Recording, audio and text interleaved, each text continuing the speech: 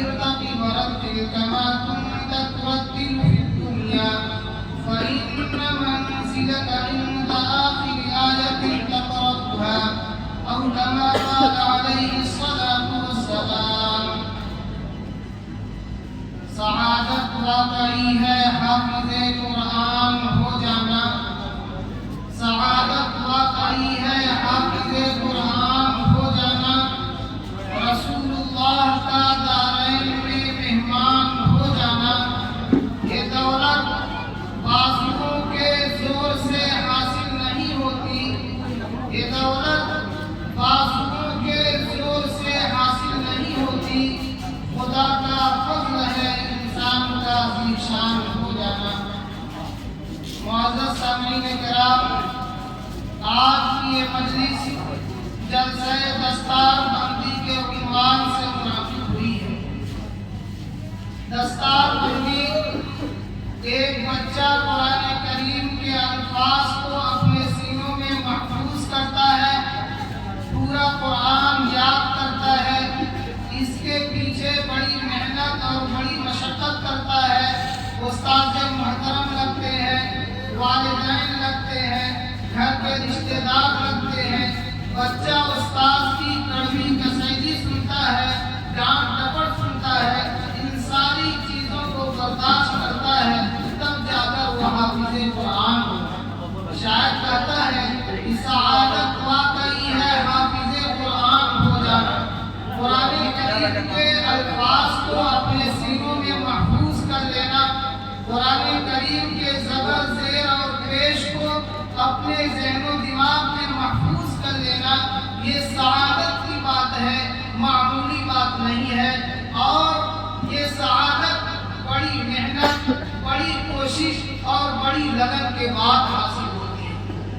دستار فضیلت جو ملتی ہے دیکھنے میں تو ایک کپڑا ہے جو 2-4 میٹر کا ہوتا ہے، آپ بھی بازار سے خرید کر اپنے سروں پر باندھ سکتے ہیں، اپنے بچوں کے سروں پر باندھ سکتے ہیں. لیکن وہ بچہ جو قرآن کریم کے الفاظ کو اپنے سینوں میں محفوظ کر لیا، اس کے لیے محنت کیا، کوشش کیا اور وہ حافظ قرآن بنا، اس کے سر پر جب دستار فضیلت باندھی جائے گی تو اس کا کچھ اور ہی مقام ہے، اس کا کچھ اور ہی مرتبہ ہے.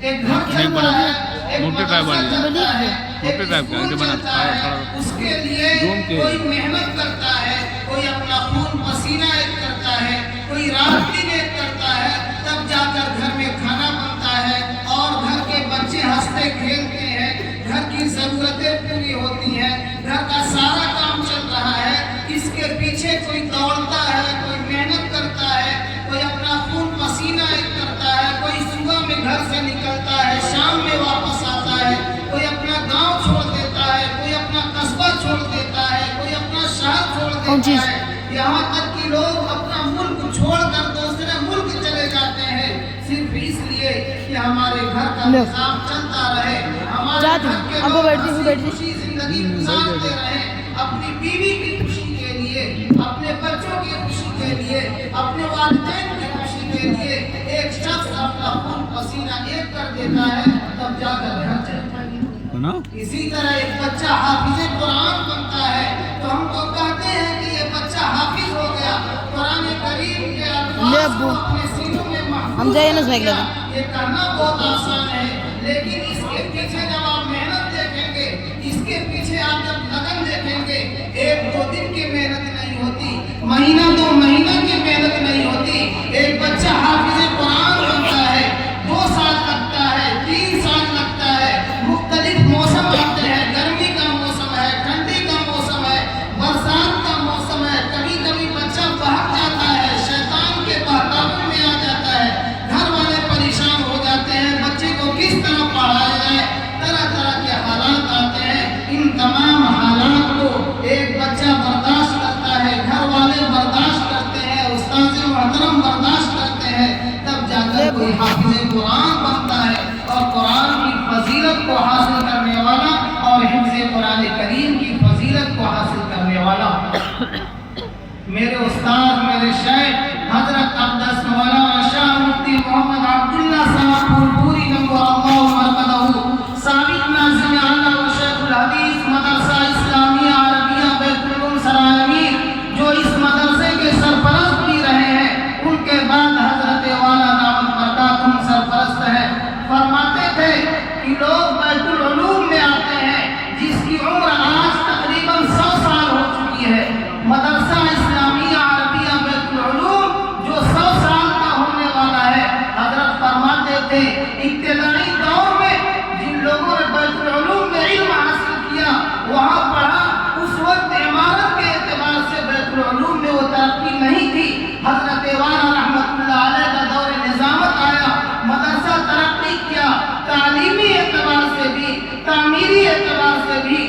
لوگ جب آتے تو تعجب میں پڑ جاتے کہ یہ وہی بیت العلوم ہے جو پہلے تھا، اتنی عالیشان عمارت، دار الحدیث، رواتب پوری، دار التحفیظ، طرح طرح کی عمارتیں دیکھ کر پریشان ہو جاتا، اور یہ لوگ کہتے ہیں کہ بیت العلوم ترقی کر رہا ہے، بیت العلوم آگے بڑھ رہا ہے۔ لیکن حضرت فرماتے تھے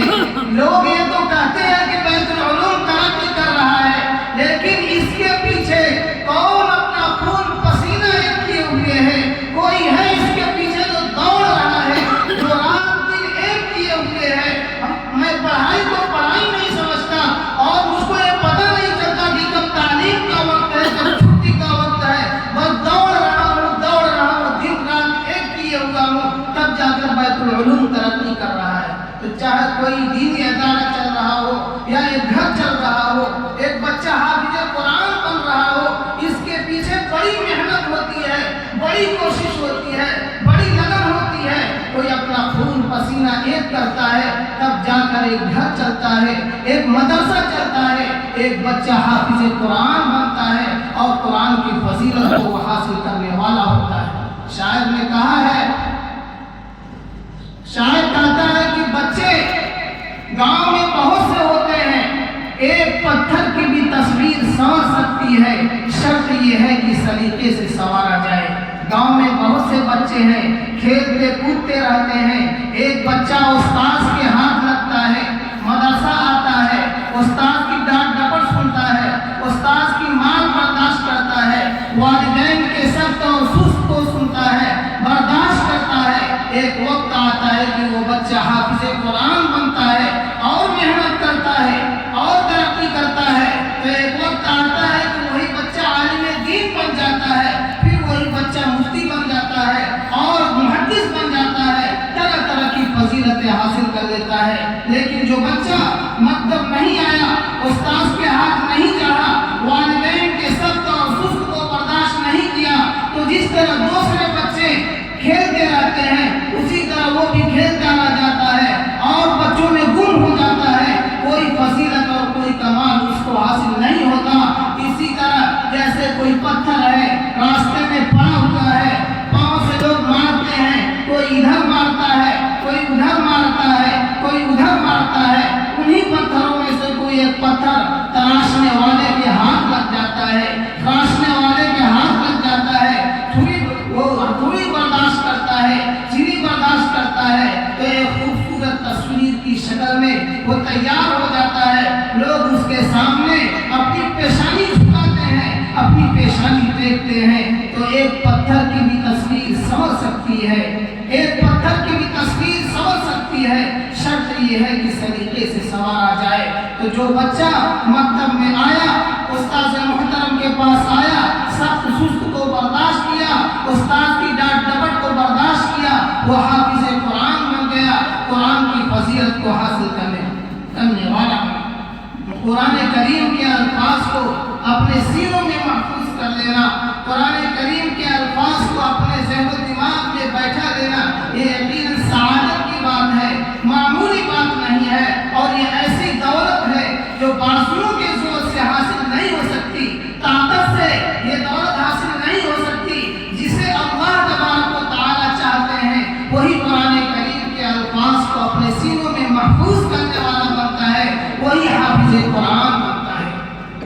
حافظ بننے کے لیے مدرسے میں بھی بہت سے بچے آتے ہیں، شروع کرتے ہیں، کچھ بچے شروع ہی میں بھاگ جاتے ہیں، کچھ 2-4-10 پارہ پڑھ کر کے چلے جاتے ہیں، کچھ بچے ایسے ہوتے ہیں جو حافظ قرآن بنتے ہیں۔ یقیناً وہ بچے سعادت مند ہیں، مبارکبادی کے مستحق ہیں، جنہوں نے قرآن کریم کے الفاظ کو اپنے سینوں میں محفوظ کیا ہے، اور وہ اساتذہ کرام بھی مبارکبادی کے مستحق ہیں، جنہوں نے ایک بچے کے پیچھے محنت کیا اور حافظ قرآن بننے میں اس کے معاون بنے، اور وہ بچہ حافظ قرآن بن گئے۔ میں نے جو آیت کریمہ تلاوت کیا تھا اس میں اللہ تبارک و تعالیٰ نے ارشاد فرمایا، اِنَّا نَحْنُ نَزَّلْنَا الذِّكْرَ وَإِنَّا لَهُ لَحَافِظُونَ، کہ ہم نے قرآن کو نازل کیا اور ہم ہی قرآن کی حفاظت کرنے والے ہیں۔ قرآن کریم کو اللہ تبارک و تعالیٰ نے نازل کیا، نازل کرنے کے بعد قرآن کریم کی حفاظت کی ذمہ داری بھی اللہ تبارک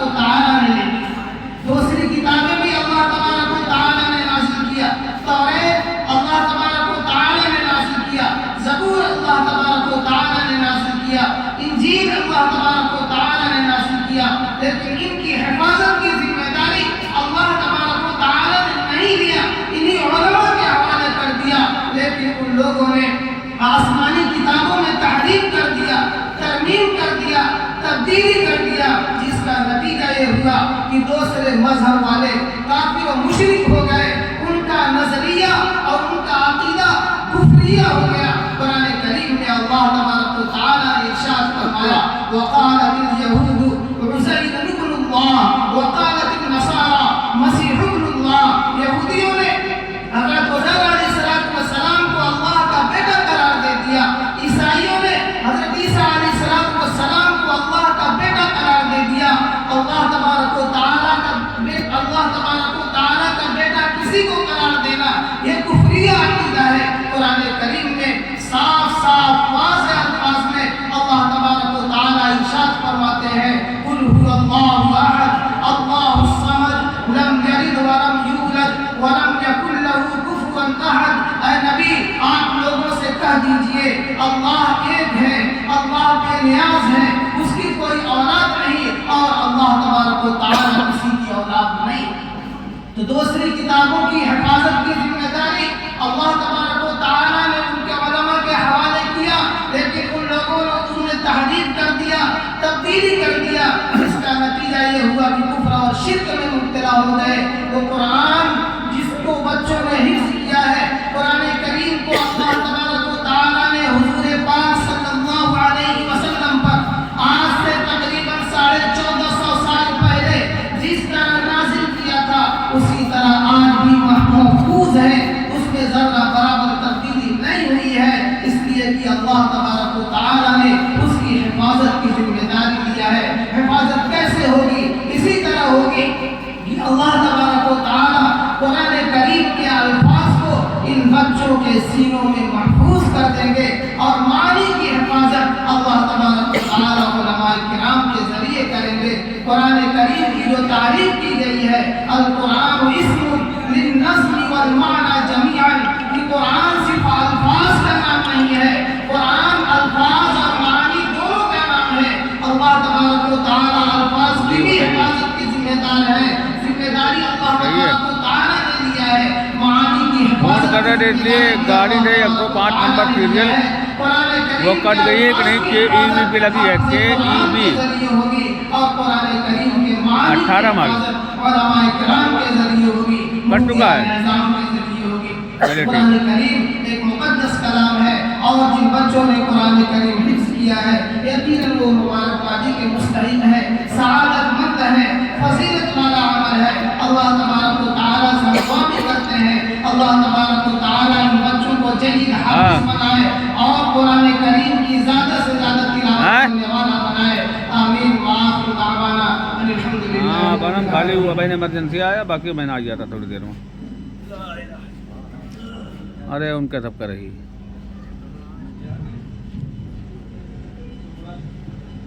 جن کی دستار بندی ہونی ہے وہ بچے آ جائیں، اسٹیج پر بیٹھ جائیں۔ 179 کلو ریجیکٹ کیا ہے۔ ولد تاج الدین اربیہ بہار محمد مبارک ہلو فیروز صاحب مان 5 کلو کٹ جائی۔ محمد حاشم صاحب اربیہ بہار محمد توقیر ہاں ممتاز